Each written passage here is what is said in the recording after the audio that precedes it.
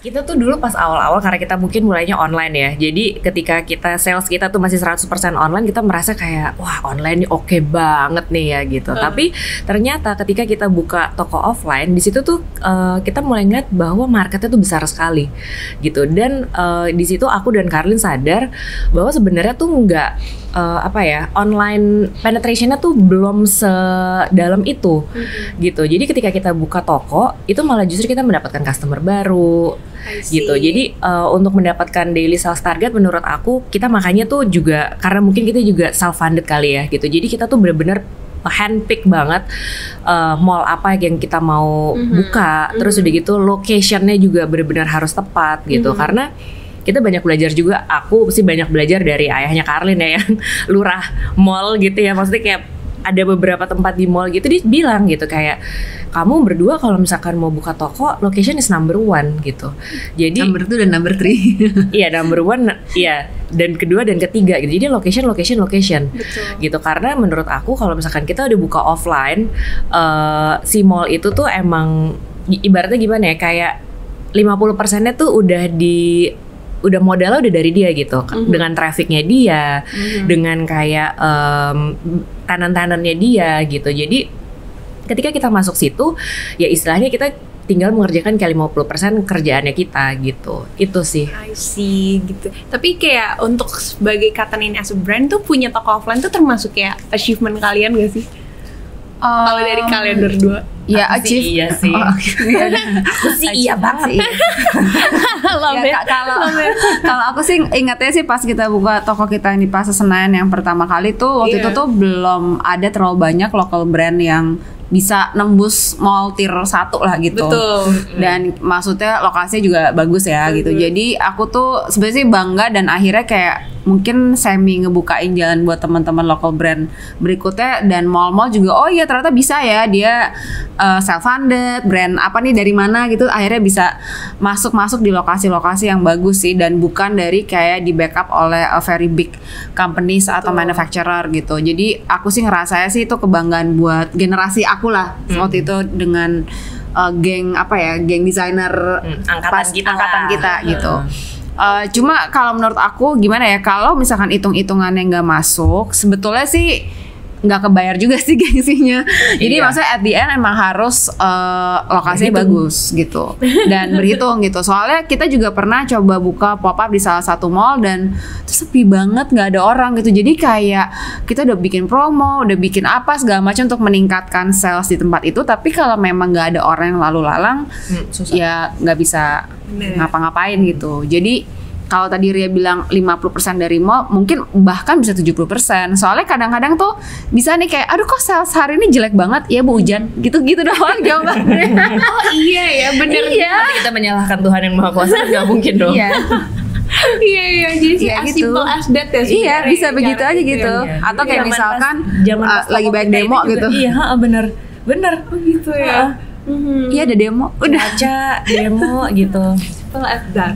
Selucu itu sih, jadi pas kita buka, aku ingat banget pas kita buka di Kemang Timur, itu kayak pilot project kita untuk jualan kita ke mall-mall nih, maksudnya kayak kita local brand bisa loh gitu punya toko kayak gini.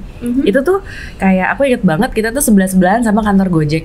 Oh jadi iya, sebelumnya tapi belum ada. Terus gitu tiba-tiba kayak, hey banyak ojol-ojol nih gitu ya, banyak abang-abang gitu.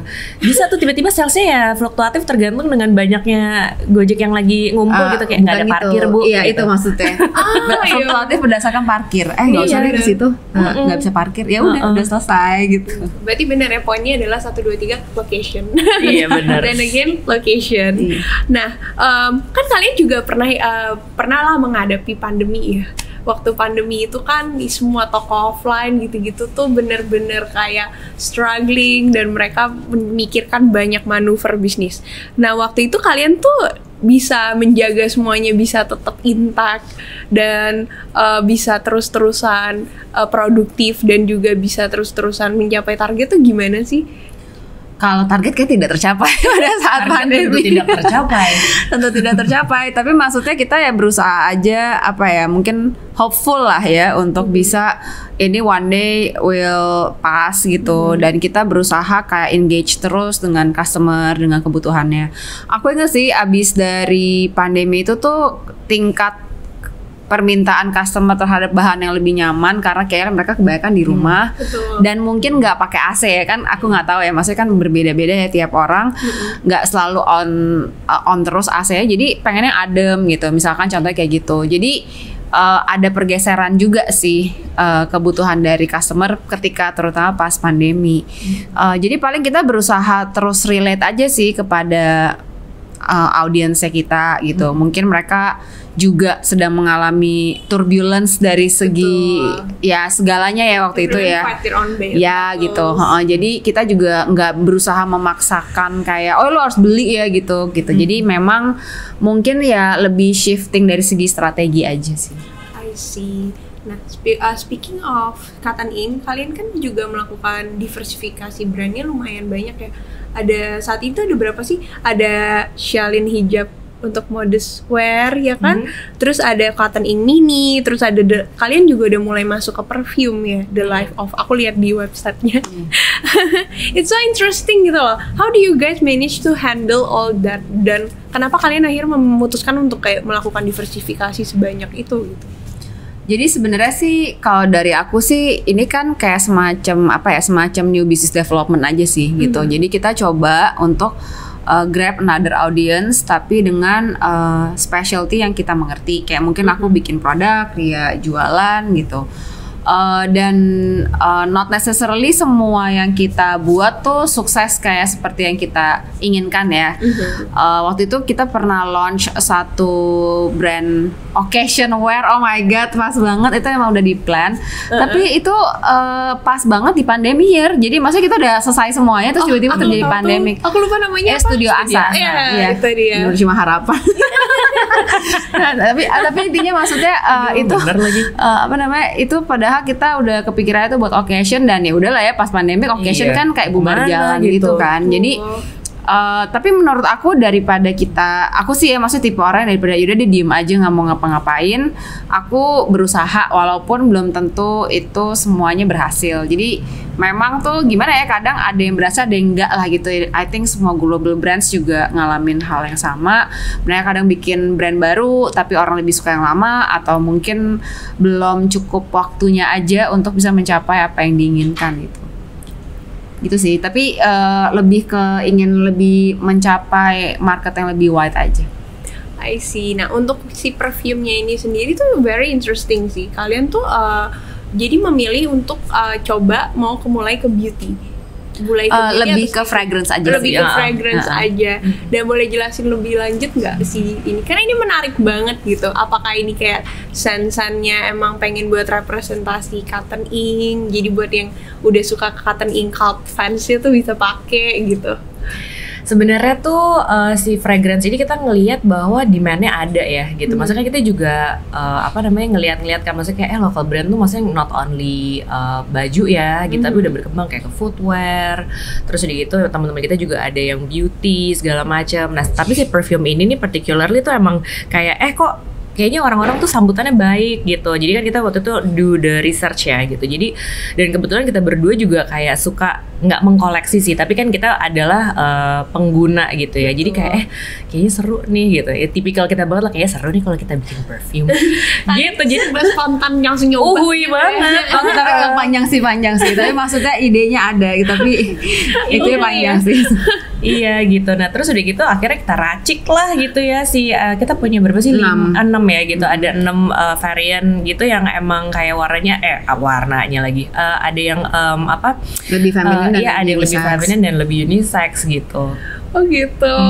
Terus kita taruh-taruh aja di toko kita, ternyata banyak yang beli juga gitu. Jadi gitu. kayak maksudnya karena maksudnya sebetulnya tuh kadang-kadang punya produk baru itu tuh kalau bisa nge-utilize apa yang kita udah punya tuh sebetulnya oke banget gitu. Karena kan berarti kita nggak perlu bayar extra rent, extra Betul. apa gitu. Walaupun mungkin ya nggak bakal semaksimal kita tiba-tiba punya pop-up parfum sendiri juga. Betul.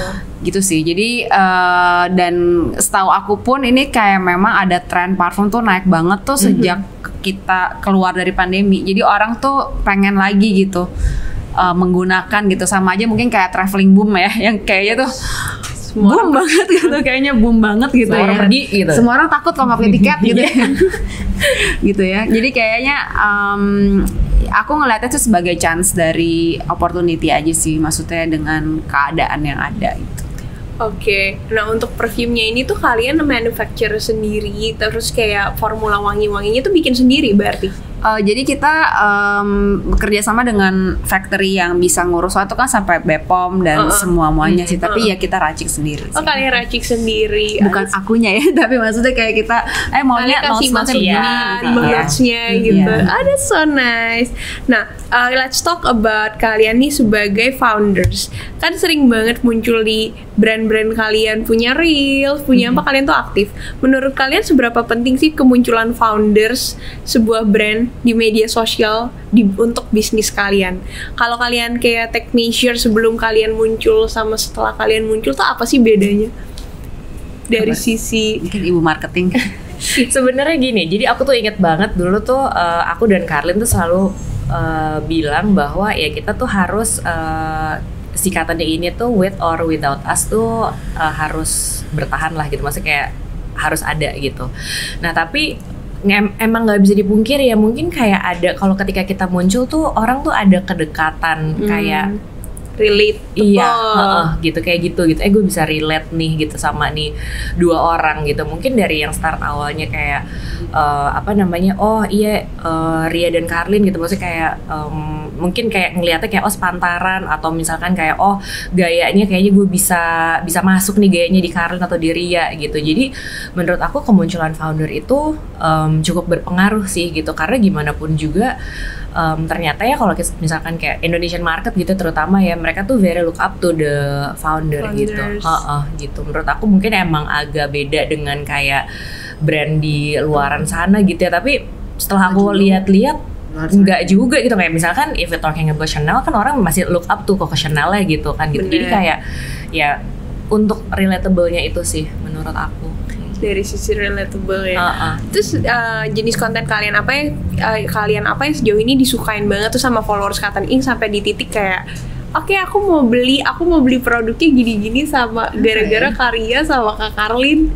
Kalau aku mungkin ini sih berusaha ya lebih rajin, tapi ini review semua outfit gitu. Oke.